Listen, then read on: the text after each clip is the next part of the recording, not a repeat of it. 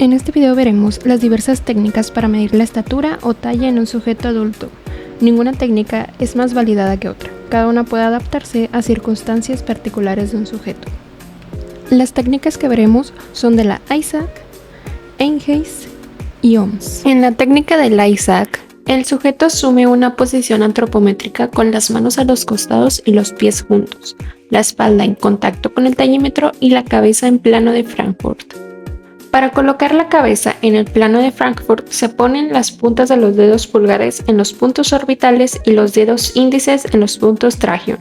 La cabeza, cuando está en el plano de Frankfurt, no necesita estar tocando el tallímetro.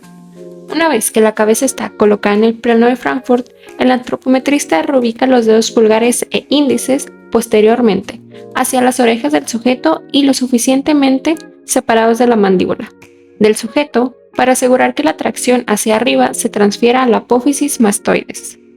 Se le indica al sujeto que realice una inspiración profunda y mantenga la respiración y se aplica una tracción moderada hacia arriba en los procesos mastoides. El anotador coloca la escuadra sobre el vértex, comprimiendo el cabello tanto como sea posible. El anotador ayuda vigilando que los talones estén sobre el suelo y que la posición de la cabeza se mantengan en el plano de Frankfurt. Una vez fijado el tallímetro, indicará al sujeto que se retire para poder hacer una correcta lectura de la medida. Esta técnica requiere un buen entrenamiento y la participación de al menos 2 evaluadores. La técnica de la Isaac con tracción es preferible aplicarla a deportistas y personas delgadas. Muchas personas podrán incomodarse si se les toca la cara al ejecutar la talla con tracción. Por ello, es importante mencionarle al sujeto cómo es el procedimiento a detalle. La Isaac reconoce que existe otra técnica donde los pies se colocan libremente. Aunque los dos métodos producen valores un poco diferentes, Isaac prefiere la técnica con tracción por permitir corregir la variación diurna de la talla en las 2 primeras horas del día.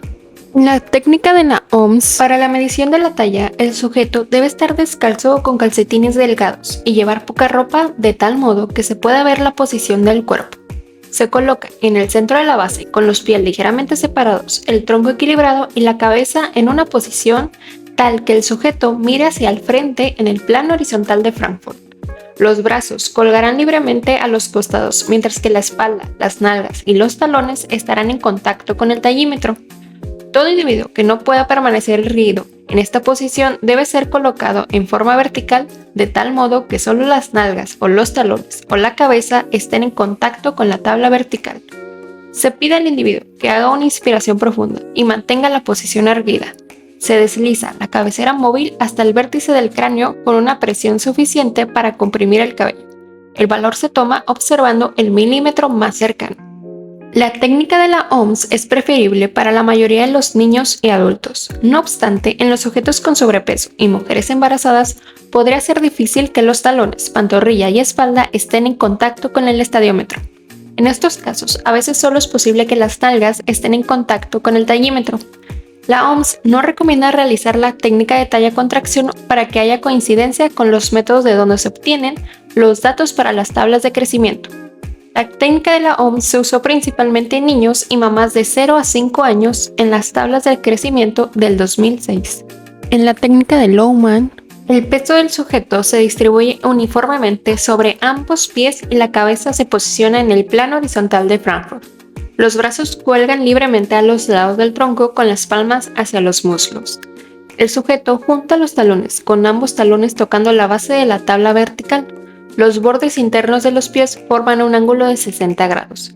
Si el sujeto presenta rodillas juntas, los pies se separan de modo que los bordes internos de las rodillas estén en contacto pero sin superponerse.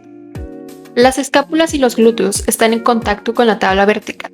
Los talones, glúteos y escápula y la parte posterior del cráneo de algunos sujetos no puede colocarse en un plano vertical o tocar el estadiómetro sin comprometer una postura natural razonable. Estos sujetos deben posicionarse de modo que solo los glúteos y los talones o el cráneo estén en contacto con la tabla vertical. Se le pide al sujeto que inhale profundamente y mantenga una posición completamente erguida sin alterar la carga sobre los talones. El tope móvil de la cabeza se coloca sobre el punto más alto de la cabeza con la presión suficiente para comprimir el cabello. La medición se registra con una precisión de 0.1 centímetros. Algunos investigadores prefieren no pedir a los sujetos que se estiren demasiado, lo que puede resultar en una postura menos consistente y con menor confiabilidad entre las mediciones. Otros solicitan que los sujetos adopten una postura tipo atención militar, pero esta posición no es adecuada para niños pequeños ni personas mayores. Como alternativa, existe una técnica en la que el evaluador ejerce una ligera presión hacia arriba bajo las apófisis mastoides con el fin de mantener la cabeza en la altura máxima alcanzada durante la inspiración profunda. Un segundo evaluador baja el tope de la cabeza y observa su nivel, mientras que una tercera persona registra el valor. La necesidad de 3 evaluadores reduce la practicidad de esta técnica, pero cuando se aplica se reduce la variación diurna en la estatura. Es práctica común colocar los talones del sujeto juntos, pero el ángulo entre los bordes mediales ha variado de estudio en estudio. Si estos bordes son paralelos o casi paralelos, muchos niños pequeños y algunos adultos con obesidad no pueden mantenerse erguidos. Consideraciones finales. Tanto en el manual de Ingeis y OMS se basan en el manual de estandarización antropométrica de Lohmann y colegas. Ahí indican claramente que si los sujetos tienen las rodillas juntas, rodilla valga o rodilla en X, los pies deben separarse, aunque es poco frecuente. Algunos sujetos tienen las rodillas muy juntas, de tal forma que no pueden colocar los talones juntos ni los pies. En este caso se separan los pies lo suficiente mientras las rodillas permanecen en contacto mínimo. Como se mencionó, algunos sujetos pueden tener caderas o pantorrillas prominentes, lo que hace difícil que mantengan en contacto también su cabeza, espalda o talones. Hay que asegurar que el sujeto asuma una postura natural, así que en este caso solo un punto podría estar en contacto con el estadiómetro, siendo las nalgas las más frecuentes. La necesidad de ejecutar adecuadamente la talla contracción de la ISAC y a veces requerir hasta 3 evaluadores porque se incluirá un anotador. Reduce la practicidad de esta técnica. Además, la posición con los pies juntos o pies paralelos es difícil que la asuman niños pequeños, adultos con obesidad, mujeres embarazadas, adultos mayores y sujetos con rodillas en X. En el caso de la técnica de Ingeis, la posición con los talones juntos y las puntas separadas en un ángulo de 60 grados podría ser más cómoda, pero la posición con los pies separados es la más práctica en cualquier grupo de edad o condición.